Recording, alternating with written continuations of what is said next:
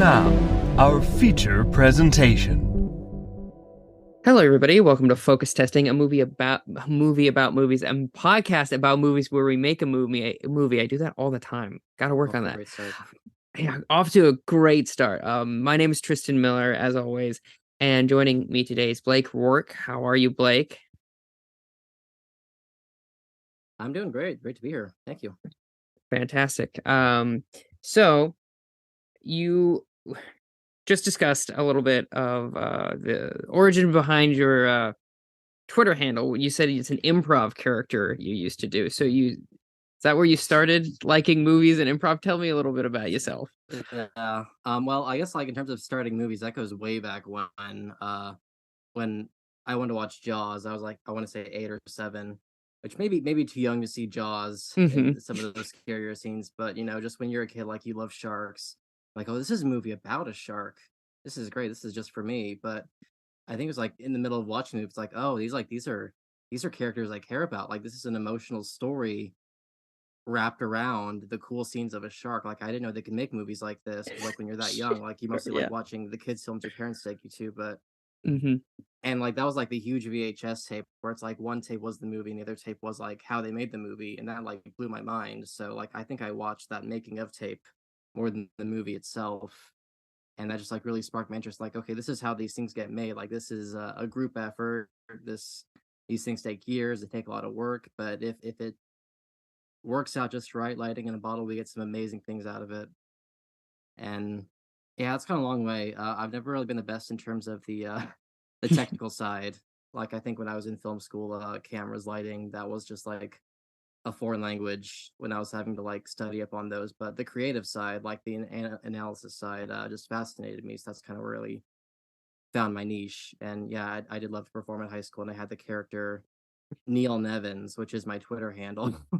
If anyone wants to find me there, not my actual name, but What may I ask? What did Neil do?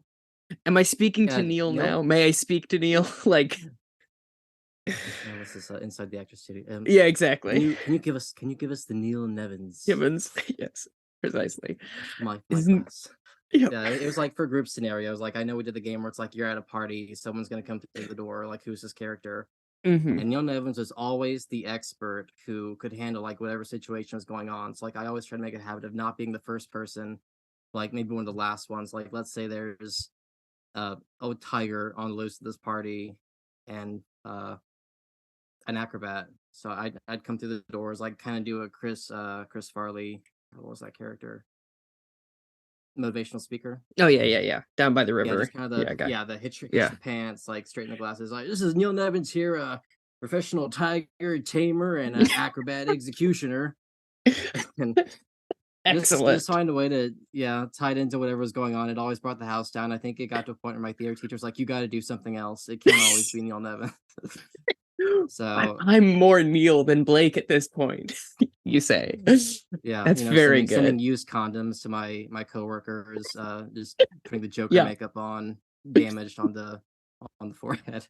This is a Neil Nevins like we haven't seen before.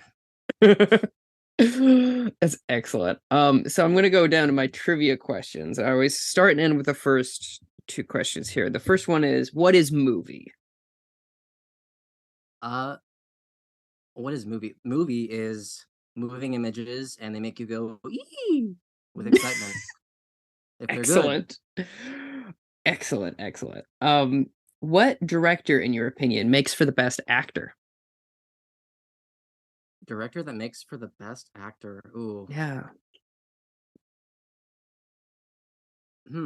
Maybe I don't know. It might be a hot take, might not, but I'm gonna go with Clint Eastwood. Like he is just always Yeah. reliable when he puts himself in the movie, and I think I like one of the more slept on ones is Play Misty for me, which we watched in one of my film classes. Like I'd never even heard of it before then, which I think was his first like directorial debut. And it's maybe like a little bit of egotistical casting because like he's casting himself as like the hot radio DJ who this woman wants to stalk and have sex with, but like no, like he turns a good performance in the action scenes, and he's done some like rom-coms. Like there was some baseball movie that came out in the early thousands where like Amy Adams is his daughter. I couldn't tell you the name of it, I But want to see Clint Eastwood in a rom-com now that I know he's done that. I and had maybe no it even idea. wasn't rom-com, but it was just like this goofy like dad character. And it's like, yeah, good for him. Like he's not afraid to just put himself in there for whatever type of movie he's making. And That's fantastic. yeah. I always forget there are people that start as actors that then go to direct because I'm always like, Mm. oh, do you think, I'm always like, and then I was always like, because someone said Ben Affleck at one point, and I was like, Ben Affleck, and I'm Oh like, yeah. oh I right, I also suppose he I do want does to see more direct. yeah, I do want to see more Bradley Cooper directing after Star was Born. I was Mm-hmm. kind of on the fence about that, but yeah, it impressed me. So hopefully So nothing the comes along next that field. question is, in the Pixar animated film Cars, Mm. they have mouths. Do they eat? And if so, what? I feel like this was in the movie. Like, don't they go to that cafe where they drink the oil, but that's like their sustenance for them. Okay, I've never seen the Oh, but movie. Cars 2. Okay, so Cars 2 I haven't seen, but like I did work at a theater and there was this like Okay, it's a clip brag, where working at a theater. Big credentials here. oh no, I could tell you some stories. It's not brag worthy, but Mhm. there's a clip where Mater goes to Japan and it's like, oh, what if Louis the Cable Guy went to Japan?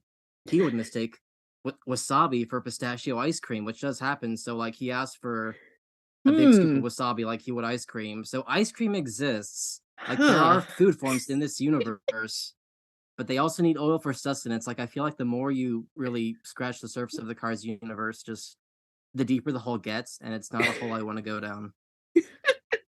That's fantastic. Okay, what is a film that you'd like people to remember that they normally don't? Like that seems to be wiped from the consciousness of humanity.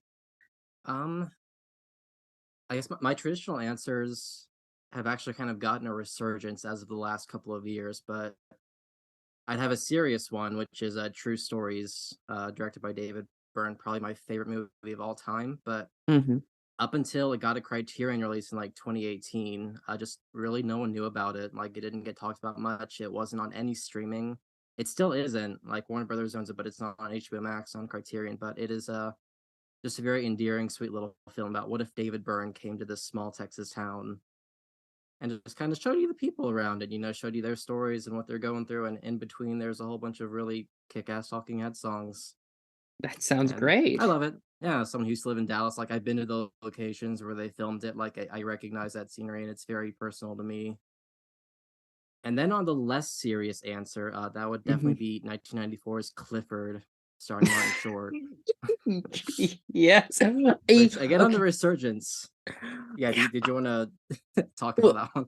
here's the thing. I've never seen the movie, but I've heard so many people talking about that movie within the last year, having never heard about it before. And so I Mm-hmm. simply must see it. I think it has to do with Only Murders in the Building and Marty Short finally being in the culture again. Does that make sense? Yeah, he's having a moment right now, which I'm always happy for more Marty Short. There was Yeah. that time period in the early thousands where he just wasn't really being used like to his full strengths. But no, I Now guess he's I guess for back. the viewers who don't know, this is a film that is the definition of insane, where Martin Short plays a 10-year-old child who is literally evil and ruins his uncle's life. Yes. All of that sounds fantastic. Not And heartwarming. It's not a good movie, but it's a movie I love. Like I just cackle like a madman every time he is on scene. excellent. And this is like 40-year-old Martin Short playing this child, right? Or like I think 30, so. I'm not sure the age of Martin Short, but it was like a full adult. yeah, full adult. Like he's. I think they put all the other actors except for him like on a platform, so they were elevated. It's like you'll see like Charles Grodin like mugging at this like shit eating grin Martin Short and like a little child's wig with a toy dinosaur. And there's a scene like where you literally just like see the light leave Charles Grodin's eyes as he realizes this nephew of his is evil and is out It's to get been, him. it's It's so incredible. good. Oh, I always tell my friends like if we had seen this movie back in our theater days, we would have done this as like a duet sequence. It's great. that's fantastic. I have two more questions for you. The next Mm. one is, if you had to kill a Marvel character forever, which one would it be and why? Um, Marvel character, like Marvel Cinematic Universe, or just Yeah, yeah, like yeah. It's about movies. It's about movies. it's about movies. The pictures. Trying to think of which Marvel movies I haven't been digging or I never want to see again. Mm-hmm.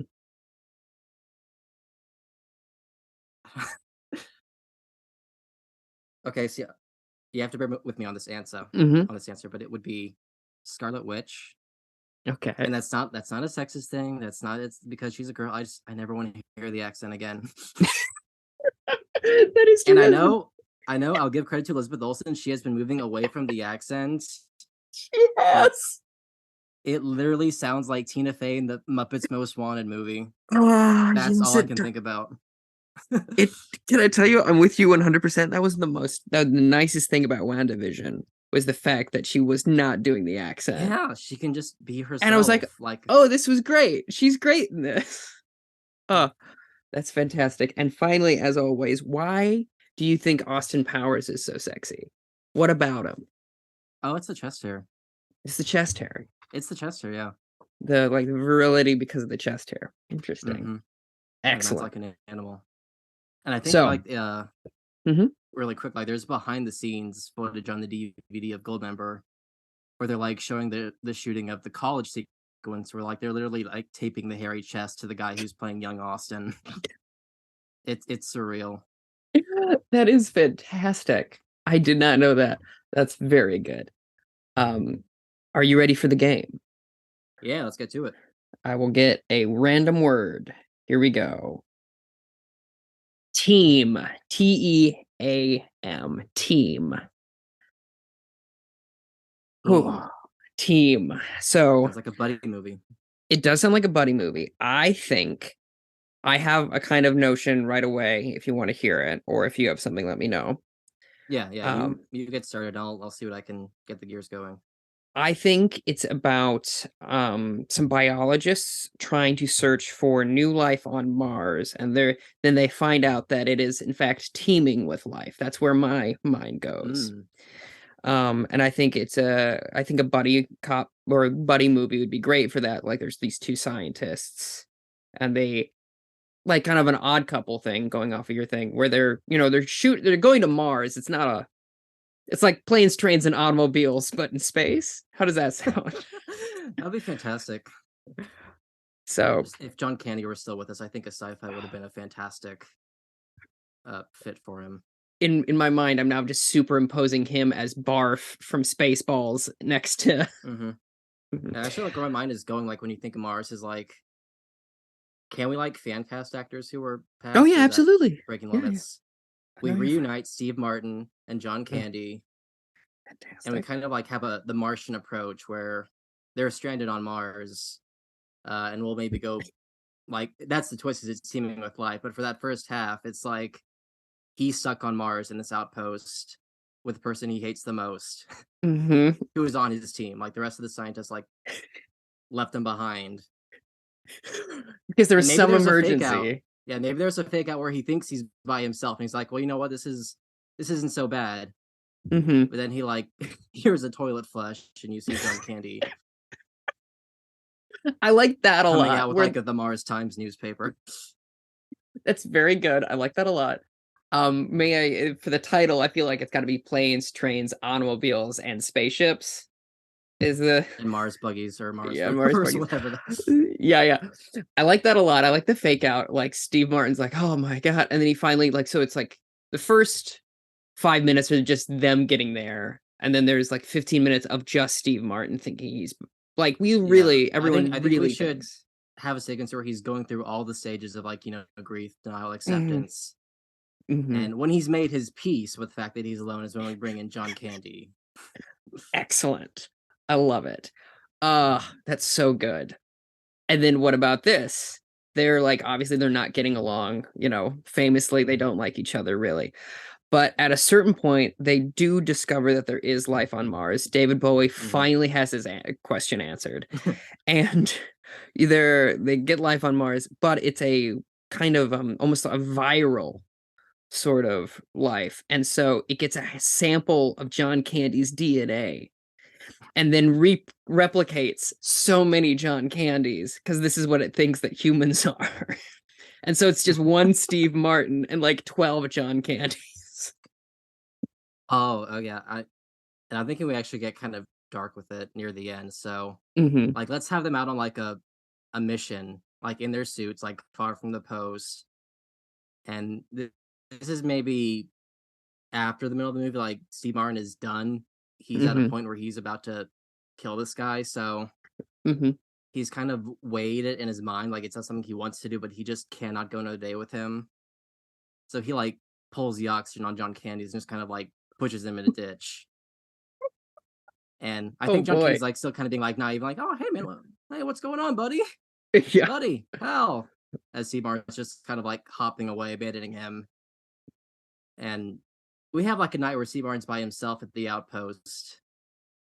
And then like overnight is when the viral infection sets in. Like let's say like it sets in right away and replicating these John Candies. So Steve Martin's like the next day, Martian sunrise. He finally thinks that he has some peace and quiet, and then just off in the horizon, you see like just an army of John Candies waving at him gladly. You'll never I guess like. what happened. Now, is that the end of the movie, or is that like the twist? That's not the end. I think we Okay. still have to have yeah, like the full third act is now we have an entire armada of John Candies. Mhm. And if it was hell before, it's even more so now. I like that a lot. I'm trying to think of what does he end up doing with all these John Candies? I like, obviously they're annoying the hell out of him. What about this? He gets it in his mind where he's like, okay, I wanted to kill one John Candy. I need to now. This is a bit bleak because John Candy is unfortunately dead, but like, Right. well, there's too many John's Candy, like, and so he goes and he finds the ditch where he, pushed the alpha John Candy in. The body's still there. He moves the body out. And then he throws himself into the life form, and the Oh. virus takes over him. And now there's as many Steve Martins as Now there we got a are team John, of Steve Martins, right? and they have to hash it out. Mm-hmm. What do you think about that? Oh, I think that's great. And see, what if the end is like back on Earth? They recognize that these people are missing, and they try to find them. But it's like, well, where are they? Like, we don't know their exact location. The teams of Steve Martins and John Candies like try to spell out a message, like an SOS, but they just can't cooperate. They're all over the place. They can't coordinate. That they don't know where to pick them up. They don't even know why there's so many of these things or what's going on. That they just kind of like, maybe we have like a quick little aside at NASA where like they're saying like, do we want to spend billions of dollars to save whatever's going on here? Yeah, look, they got hundreds of them. They're happy. They're fun. I say we just write this one off. Yep. I like that a lot. I like that as an ending. I like also like the idea of them going, do we want to? And then it was like, well, we have to send a second mission. It's like, yeah, we'll just go on the other side of the planet and send them there to avoid that. I like that a lot of them kind of like leaving It's them a for very burn after reading, if you've seen that movie. I haven't seen the full thing, no. Yeah, it just kind of has a very similar ending like that, where it's just like these side characters come to an impasse and decide that this whole story was just kind of not important and not worth looking into any further. So I'm just imagining that kind of conversation at NASA when they see what's going on down there. Yeah, it's like, what did we even? I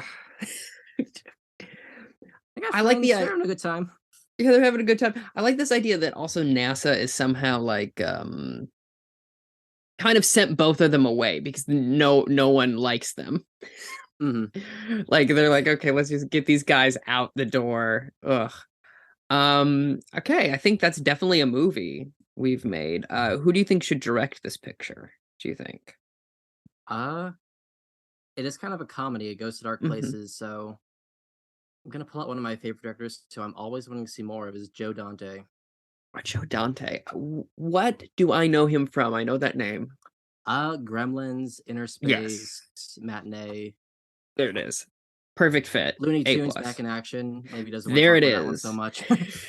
This is his big comeback. Let's get Team by Joe Dante to be the big comeback. Absolutely. If we can't get Steve and John Candy, let's just say that they say no. Who do you think should our alternatives be for like a modern? Let's see. I feel like Downey and Galifianakis were good in Due Date. Due Date. But that Yeah, sort it's of been thing. awesome seeing Galifianakis. Yeah, Another the worst possible universe is James Corden being cast as the Duncan. Although that would be very annoying, so I'd believe it. You know what? That might actually be genius. Oh, I If mean, it were me on Mars, I might get to a point where I have to pull the oxygen and push him in the crater. Okay, so what about this? Two options. Either I was thinking who would hate to be around James Corden the most, and I thought Liam Neeson. Because that dynamic's got to be, or alternative, we get Brendan Gleeson and Colin Farrell to do it. It's just recreate the Banshees, but on Mars. Yeah, Banshees of Inisherin, Little Green Men. Yeah. Anyway, so I like that. I like our movie. Do you want to do a quick lightning round? Yeah, let's go for it. All right. So, Bush, Bush, is the first word, and for me, my movie that would be Bush would be about a guy in the outback who's a drover, who, cattle driver, and tries to eliminate the competition by infecting rivals cattle with TB, but then it all goes wrong for him. What is your movie about Bush? I went in a completely different direction. Go for it. I went to Adam McKay making a movie about Jeb Bush's 2016 presidential campaign. Excellent. With, of course, the climax being "Please clap." Please clap. Yep. Absolutely fantastic. The next one we have is, let's see. Come on. Insure, Insure. Do you want to go first, or do you want me to go first? For insure. Was it like the IN, not EN? IN. Like insurance. Yeah.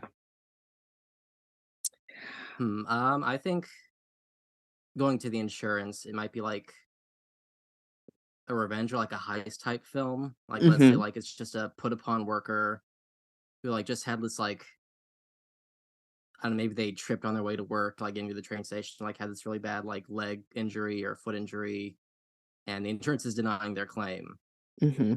So I want to see them like get a team together of like other put upon workers who have also had their work insurances deny their claims or just give them a hard time.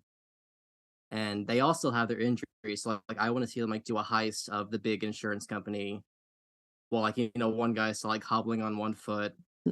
Maybe the other's like still blind out of one eye. So they're trying to make it work to their best abilities, but they do still have these deficiencies, so to speak. Yeah, that's very fun. Like, and I would imagine at some point there's got to be a sequence where they like get in, they all basically make a Voltron of some kind, where they should. And then there's an accident and their car insurance denies their claim. No. For Insure, I think it's about an indecisive man who is trying to get a new lease on life after his wife leaves him, and it's called Sure, and he learns to say yes, kind of like Yes Man, starring Jim Carrey. Some grammar into the mix. That's great. Thank you. I feel like we need more like question marks and exclamation points in movie titles. Like I always see the statistics like, oh, audiences don't like that, and I just cannot get behind that philosophy. I agree, and I think that exclamation points at the end of every movie title it should be, except for maybe you don't want Schindler's List or whatever. That might be totally bad. But imagine if Tar had an exclamation point. How cool would that be? Come on. Even for the more confusing titles, like add that question mark just so the audiences don't feel like they're being talked down to. For sure. The Banshees of Inisherin? Like, Oh, they don't get it either. I'll give it a shot. yeah, that's fantastic. Ooh, we have deter, Deter. I believe that's deter or deter. I don't know. I've never looked at this word before, to my knowledge. I think so. I think mine is a stop out motion film from Henry Selick about a little German boy who loves to eat chocolate and lives in a magical house named Dieter. And that is my movie about Dieter. What about you? Okay, so we're getting quick question. Are we getting a child actor to play the little German child, or are we like going a big name to draw on the normies? I think the child is a child, and then his parents are played by John Goodman and Catherine Hahn, and they're both doing equally bad German accents. And there's a magical, there's like a magical, I want to say cat, but I think that's too obvious, but some sort of magical animal played by Werner Herzog. Oh, yeah, some sort of German bird, maybe.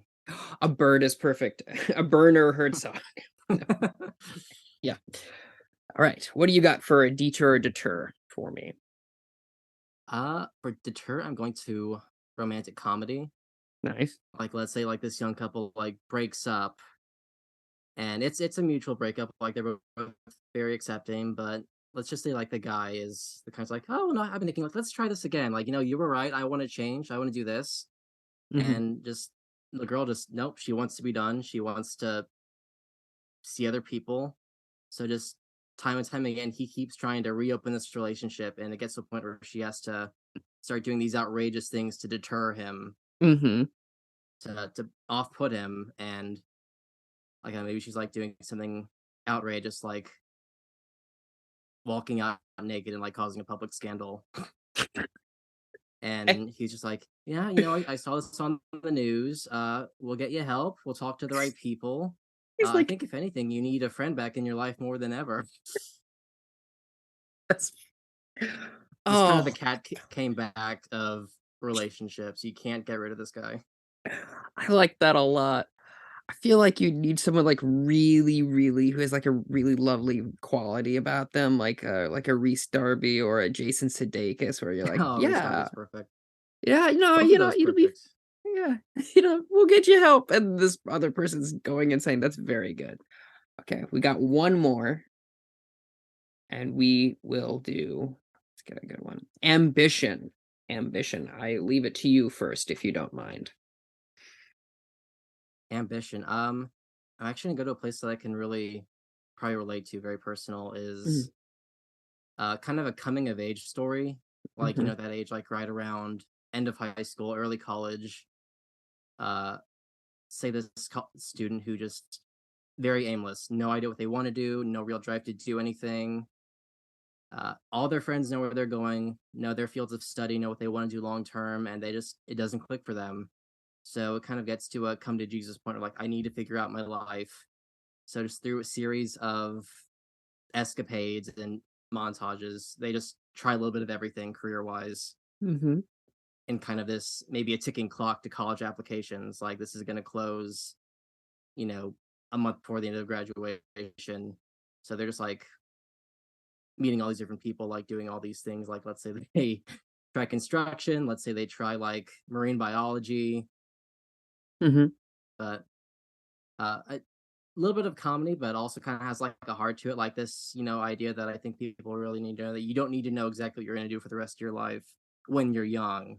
And maybe they do meet someone who is like older, 60s, 70s, and like, oh, I started this 5 years ago. Like it took me a long time to get there, but I was like you. I tried a little bit of everything, and it just didn't take until the right moment at the right time in my life. And just really, I guess, have that message for kids that it's okay. You're not gonna know exactly what you're gonna do by the time you get out of high school. I like that. I like that a lot. Very good. Ambition. I am sitting here trying to think of any sort of way to break up this word and make a stupid pun, but I can't, other than I Ambition.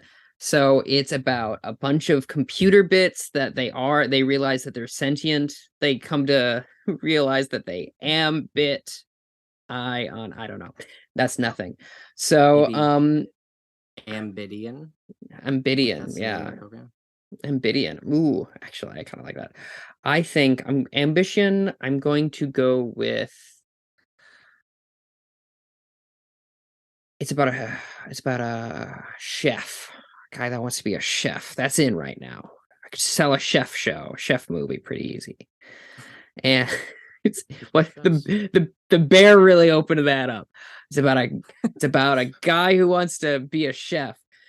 And here's the thing. The person that is helping him is played by Patton Oswalt. And it is almost Ratatouille again.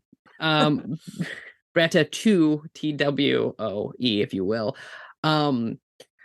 But it is about a young person trying to become a chef and the best of the best. And of course, that leads to them overexerting themselves and making sacrifices that they shouldn't. So kind of the opposite of your film.